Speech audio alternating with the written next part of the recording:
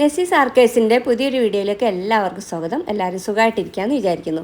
ഇന്നത്തെ വീഡിയോ ഒരു മാങ്ങാച്ചാറിൻ്റെ ആണ് കേട്ടോ. അപ്പോൾ ഞാൻ കാറ്ററിങ് ചെയ്യുന്ന സമയത്ത് ബിരിയാണീൻ്റെ കൂടെയൊക്കെ കൊടുക്കാൻ വേണ്ടിയിട്ട് ഈ ഒരു മെത്തേഡിലാണ് കേട്ടോ അച്ചാർ മാങ്ങ അച്ചാർ റെഡിയാക്കൽ. ഇതിലൊരു സീക്രട്ട് ഇൻഗ്രീഡിയൻറ്റ് കൂടി ഞാൻ ചേർക്കുന്നുണ്ട്. ഇപ്പോൾ നമ്മുടെ നാട്ടിലൊക്കെ ഇഷ്ടം പോലെ മാങ്ങ കിട്ടുമല്ലോ, അതിൻ്റെ സീസണാണ്.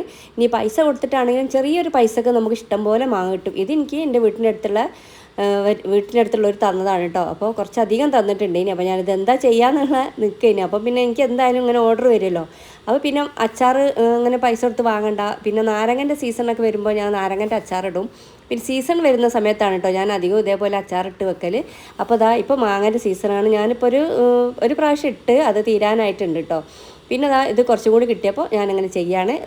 നന്നായിട്ട് കഴുകി തുടച്ചെടുത്തിട്ടുണ്ട്. പിന്നെ നമ്മൾ ഈ മാങ്ങ അച്ചാറിട്ടുന്നതിന് മുമ്പ് ചെറുതാക്കി അരിയല്ലോ. അപ്പോൾ അതിന് വേണ്ടിയിട്ട് അതിൻ്റെ മുകൾ ഭാഗത്തുള്ള ഒരു ചൊന ഉണ്ടാകുന്നൊരു സൈഡ് ഉണ്ടല്ലോ, ആ ഭാഗം നല്ലോണം ചെത്തി കളയണം കേട്ടോ. നനവ് തീരെ പാടില്ല കേട്ടോ. അപ്പോൾ നമ്മുടെ മാങ്ങ അച്ചാർ കൂടുതൽ കാലം നിൽക്കില്ല, പൂപ്പൽ വരും. അതുകൊണ്ട് അങ്ങനെ നന്നായി തുടച്ചെടുത്തിട്ടുണ്ട്. പിന്നെ നന്നായി ചെറുതാക്കി അരിഞ്ഞെടുത്താണ്. അപ്പോൾ അതിലേക്ക് നമുക്ക് ആവശ്യത്തിനുള്ള ഉപ്പ്, കല്ലുപ്പാണ് കേട്ടോ ഇവിടെ ചേർക്കേണ്ടത്. നമുക്ക് ആവശ്യമുള്ള അത്രയും ഉപ്പ് ചേർത്തതിന് ശേഷം ഈ ഒരു കൊത്തി അരിഞ്ഞ് വെച്ചിട്ടുള്ള മാങ്ങ ഉണ്ടല്ലോ അതിലേക്ക് ചേർത്തിട്ട് നന്നായിട്ടൊന്ന് മിക്സ് ചെയ്തെടുക്കണം കേട്ടോ. നമ്മളെ കൈ വെച്ചിട്ട് തന്നെ മിക്സ് ചെയ്യുക. കയ്യിൽ നനവ് പാടില്ല, നല്ല ക്ലീൻ ആയിട്ടുള്ള കൈ തന്നെ ആവണം കേട്ടോ. അച്ചാർ നിങ്ങൾക്കറിയാലോ, പെട്ടെന്ന് പൂപ്പൽ വരും. അതിലെന്തെങ്കിലും ഒരു പ്രശ്നം ഉണ്ടെങ്കിൽ, കൂടുതലും പ്രശ്നം ഈ നനവാണ് കേട്ടോ. നനവുണ്ടെങ്കിലാണ് അങ്ങനെ കുഴപ്പങ്ങളൊക്കെ വരിക. അപ്പോൾ നല്ലോണം ആവശ്യത്തിന് അധികമുള്ള ഉപ്പ് ചേർത്തിട്ടുണ്ട് കേട്ടോ. ഉപ്പ് കുറച്ച് കൂടുതൽ വേണമല്ലോ നമ്മളെ ഇതിൽ. എത്ര നമ്മൾ ഉപ്പിട്ടാലും അത് അധികമായിട്ട് അങ്ങനെ കാണലില്ല കേട്ടോ. അപ്പോൾ ഇത്രയും മാങ്ങ കേട്ടോ ഞാൻ അരിഞ്ഞത്. എന്നാലും കുറച്ച് ബാക്കിയുണ്ട്. കുറച്ച് മാങ്ങ പഴുപ്പിക്കാമെന്ന് വിചാരിച്ചിട്ട് അത് മാറ്റി വെച്ചിട്ടുണ്ട്. പിന്നെ അച്ചാർ ഇടുന്നുണ്ട്. ഈ നല്ലോണം മാങ്ങ പഴുക്കണമെങ്കിൽ നല്ല ന്യൂസ് പേപ്പറിൽ പൊതിഞ്ഞ് വെച്ചാലും മതി കേട്ടോ. 2-3-4 ദിവസം കൊണ്ട് തന്നെ അത് നന്നായിട്ട് പഴുത്ത് വരും. ഇത് പിന്നെ മരത്തുമ്മൽ തന്നെ പഴുക്കുമ്പോഴുള്ളൊരു പ്രശ്നം എന്താ വെച്ചാൽ പുഴു വരും കേട്ടോ. കൂടുതൽ കാലം അങ്ങനെ മരത്തുമ്മൽ അങ്ങനെ നിർത്താൻ പറ്റില്ല. പിന്നെ ഞാനതൊക്കെ അരിഞ്ഞ് 2 പാത്രത്തിലാക്കി വെച്ചിട്ടുണ്ട്. ഇപ്പം തന്നെ നമുക്ക് ഒരു അരമണിക്കൂറോ 1 മണിക്കൂറിനൊക്കെ ശേഷം നമുക്ക് അച്ചാറിടാം. പക്ഷേ ഞാൻ നാളെ അച്ചാറിടുന്നുള്ളൂ കേട്ടോ. ഇത് ഫ്രിഡ്ജിലേക്കൊന്നും മാറ്റുന്നില്ല, പുറത്ത് തന്നെയാണ് വെക്കുന്നത്. അപ്പോൾ പിന്നെ ഞാനിതാ പിറ്റേന്നാണ് കേട്ടോ ഇത് ഉണ്ടാക്കി തുടങ്ങുന്നത്. അപ്പോൾ കുറച്ചധികം ഒരു ടേബിൾ സ്പൂൺ അളവിലുള്ള കടുകും അതേപോലെ തന്നെ അളവിലുള്ള ഉലുവയും കൂടി ഇട്ടിട്ട് ഇതേപോലെ ഒന്ന് വറുത്ത് വെക്കുകയാണ്. ഇത് പൊടിച്ചിട്ട് തണുത്തതിന് ശേഷം പൊടിച്ചിട്ടാണ് നമ്മൾ അച്ചാറിൽ ചേർക്കുന്നത്. അതൊക്കെ കഴിഞ്ഞ് പിന്നെ വലിയൊരു പാൻ അടുപ്പത്ത് വെച്ചിട്ടുണ്ട്. അതിലേക്ക് 100 ഗ്രാം എണ്ണയാണ് കേട്ടോ ഞാൻ ഒഴിച്ചു കൊടുക്കുന്നത്. അപ്പോൾ നല്ലോണം ഒന്ന് ചൂടായി വന്നതിന് ശേഷം കുറച്ച് കടുക് ഇട്ടിട്ട് പൊട്ടിച്ചു കൊടുക്കണം. സാധാരണ ഞാൻ ഈ നാരങ്ങച്ചാറിലൊന്നും കടുക് ഉപയോഗിക്കില്ല കേട്ടോ. മാങ്ങച്ചാറാകുമ്പോൾ കാണുമ്പോൾ ഒരു രസമാണല്ലോ വിചാരിച്ചിട്ടാണ്. പിന്നെ ഒരു 2-3 ഉണ്ട വെളുത്തുള്ളിയും പിന്നെ അതേപോലെ തന്നെ കുറച്ചധികം ഒരു 50-75 ഗ്രാമിൻ്റെ ഇഞ്ചി കൂടി എടുത്തിട്ട് നല്ലോണം തൊലിയൊക്കെ കളഞ്ഞ് കഴുകി വെള്ളമൊക്കെ തുടച്ച് മാറ്റിയതിന് ശേഷം പിന്നെ ചതച്ചെടുത്തിട്ടുണ്ട്. പിന്നെ നമുക്ക് ചതച്ചെടുക്കണം എന്നില്ല, ചെറുതാക്കി അരിഞ്ഞാലും മതി കേട്ടോ അതിൽ. പക്ഷേ ഞാനിപ്പോൾ ചതച്ചെടുക്കുകയാണ്. അങ്ങനെ അതിൻ്റെ വെള്ളത്തിൻ്റെ അംശമൊക്കെ ഉണ്ടാവുമല്ലോ എന്തായാലും. അപ്പോൾ അതൊന്ന് പോകുന്നത് വരെ നല്ലോണം ഒന്ന് വഴറ്റി കൊടുക്കുന്നുണ്ട് കേട്ടോ. അങ്ങനെ ആകുമ്പോൾ ഞാൻ നേരത്തെ പറഞ്ഞ പോലെ കുറേ കാലം നിൽക്കൂല അച്ചാർ. അപ്പോൾ ഞാൻ വേണമെങ്കിൽ ഒരു ടേസ്റ്റും കൂടിയാണ് ഇങ്ങനെ നന്നായിട്ട് അങ്ങനെ ഒരു എന്താ പറയുക, ഇഞ്ചും വെളുത്തുള്ളിയൊക്കെ നല്ലോണം ഒന്ന് ഇതാകുന്നത്. പിന്നെ കുറച്ച് കാന്താരി ഉണ്ട് കേട്ടോ. അപ്പോൾ പഴുത്തിട്ടുണ്ട്. ഞാൻ പറഞ്ഞില്ലേ, കാന്താരി ഇപ്പം വലുതായിട്ടൊന്ന് വലിപ്പം വെക്കുന്നില്ല. അപ്പോൾ അതുകൊണ്ട് അത് കുറച്ച് പറിച്ചെടുത്ത് പിന്നെ മരത്തുമ്മലുള്ള പച്ചമുളകാണ്. ഇതൊക്കെ അത്യാവശ്യം നല്ല എരിവുള്ള പച്ചമുളക് തന്നെയാണ് കേട്ടോ. അതും ഇതിൻ്റെ കൂട്ടത്തിലിട്ടിട്ട് ഒന്ന് നല്ലോണം ഒന്ന് വഴറ്റിയെടുക്കുകയാണ്. ഇതിലൊക്കെ വെള്ളത്തിൻ്റെ അംശം കുറേശ്ശെ ഉണ്ടാവും കേട്ടോ. അതൊക്കെ ഒന്ന് ഒഴിവാക്കുന്ന ആ രൂപത്തിലാണ് കേട്ടോ നമ്മൾ വഴറ്റിയെടുക്കുന്നത്. പിന്നെ നാടൻ കറിവേപ്പിൻ്റെ ഇലയാണ്. അത് കറിവേപ്പിൻ്റെ ഇല ഇടണമെന്ന് നിർബന്ധമൊന്നുമില്ല കേട്ടോ അച്ചാറിൽ. അപ്പോൾ അവിടെ നാടൻ കറിവേപ്പിൻ്റെ ഇല ഉണ്ടായപ്പോൾ എങ്ങനെയെങ്കിലും അത് നമ്മുടെ വയറ്റിലൊക്കെ എത്തിക്കോട്ടെ വിചാരിച്ചിട്ടാണ് കേട്ടോ ഇതിലേക്ക് ചേർക്കുന്നത്. അതും നേരത്തെ പറഞ്ഞ പോലെ തന്നെ നല്ലോണം ഒന്ന് വഴറ്റിയെടുക്കുകയാണ്. എല്ലാം കൂടി നല്ല രീതിയിലാണ് കേട്ടോ വഴറ്റിയെടുക്കുന്നത്. അപ്പോൾ കുറച്ച് സമയം എടുത്ത് തന്നെ വഴറ്റണം. പിന്നെ നമ്മുടെ ഈ അച്ചാറിലേക്കുള്ള എടുക്കുന്ന ഒരു സീക്രട്ട് ഇൻഗ്രീഡിയൻ്റ് ആണ് കേട്ടോ. അത് ഈത്തപ്പഴമാണ് എടുക്കുന്നത്. അത് എൻ്റെ ഒരു ഫ്രണ്ട്, അതായത് തൃശ്ശൂരുള്ള ഖദീജത്ത പറഞ്ഞു തന്നിട്ടുള്ള ഒരു റെസിപ്പിയാണ് കേട്ടോ. അത് ഇങ്ങനെ മാങ്ങയിൽ ഈ കാരക്ക കൂടി ചേർക്കുകയാണെങ്കിൽ നല്ല ടേസ്റ്റാണെന്ന് പറഞ്ഞിട്ടുണ്ട്. അങ്ങനെ ഞാൻ ഉണ്ടാക്കിയതാണ് കേട്ടോ. അത് മുമ്പ് ഞാൻ ഒരു പ്രാവശ്യം ഉണ്ടാക്കിയിട്ടുണ്ടേനി. അപ്പോൾ വീണ്ടും ഒന്നും കൂടി ഉണ്ടാക്കുകയാണെങ്കിൽ നല്ല ടേസ്റ്റ് ഉണ്ടായി ഉണ്ടാക്കിയപ്പോൾ. പിന്നെ അത് കുരുവൊക്കെ കളഞ്ഞ് നല്ലോണം ഒന്ന് കഴുകി തുടച്ചിട്ടുണ്ട് കേട്ടോ. ഇപ്പോൾ പുറത്തുനിന്ന് കൊണ്ടുവരുന്നതല്ലേ. അപ്പോൾ അത് കുരു കളഞ്ഞിട്ട് നീളത്തിലാണ് കേട്ടോ അരിഞ്ഞത്. ഇനിയിപ്പോൾ നീളത്തിലായാലും ചെറുതാക്കിയായാലും ഒന്നും ഒരു കുഴപ്പമില്ല. അത് വെന്ത് വരുമ്പോൾ അത് അലിഞ്ഞ് ചേർന്നോളൂ നമ്മുടെ മാങ്ങ അച്ചാറിലേക്ക്. അപ്പോൾ അതും കൂടി ചേർത്തിട്ട് നല്ലോണം ഒന്ന് നേരത്തെ ചെയ്ത പോലെ തന്നെ ഇളക്കിയെടുക്കുകയാണ്. ഞാനിതവിടെ 4 ടീസ്പൂൺ അളവിലുള്ള സാദാ മുളക് പൊടിയും പിന്നെ 4 ടീസ്പൂൺ അളവിൽ കാശ്മീരി മുളക് പൊടിയാണ് കേട്ടോ ഇവിടെ എടുക്കുന്നത്. അത് ഞാനിതാ ഒരു ബൗളിലേക്ക് ഇട്ടിട്ട് ഒരു 1/4 മണിക്കൂർ മുമ്പേ തന്നെ സുർക്കയിൽ ഒന്ന് കുതിർത്ത് വെച്ചിട്ടുണ്ട്. ഇനി അപ്പോൾ പൊടി നമ്മൾ നേരിട്ട് ഇതിലേ ചേർക്കുമ്പോൾ മുളക് പൊടിയല്ല, അപ്പോൾ ഒത്തിരി പുകയാനും അങ്ങനെ കരിയാനൊക്കെ സാധ്യത ഉള്ളതുകൊണ്ട് ഇങ്ങനെ ചെയ്യുകയാണെങ്കിൽ നല്ലതാണ് കേട്ടോ. പെട്ടെന്ന് തന്നെ ഇതിലേക്ക് അരിഞ്ഞ് ചേർന്നോളും. പിന്നെ കരിഞ്ഞു പോകുന്നുള്ള പേടിയൊന്നും വേണ്ട കേട്ടോ. അതും കൂടി ചേർത്ത് സുർക്കയിലാണ് കേട്ടോ ഞാനത് കുതിർത്ത് വെച്ചിട്ടുള്ളത്. അപ്പോൾ എനിക്ക് തോന്നുന്നത് ഇതിലേക്കൊരു 1-1.5 കപ്പോളം അളവിലുള്ള സുർക്ക ഞാൻ ചേർത്തിട്ടുണ്ട്.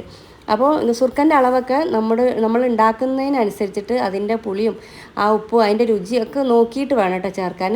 ചിലർക്ക് സുർക്ക കൂടുതൽ ഇടുന്നത് ഇഷ്ടമുണ്ടാവില്ല. അച്ചാർ കേട് വരാതെക്കാനും അച്ചാറിൻ്റെ തനത് രുചിക്കൊക്കെ സുർക്ക അത്യാവശ്യമാണ്. സുർക്ക എന്ന് വെച്ചാൽ വിനാഗിരി.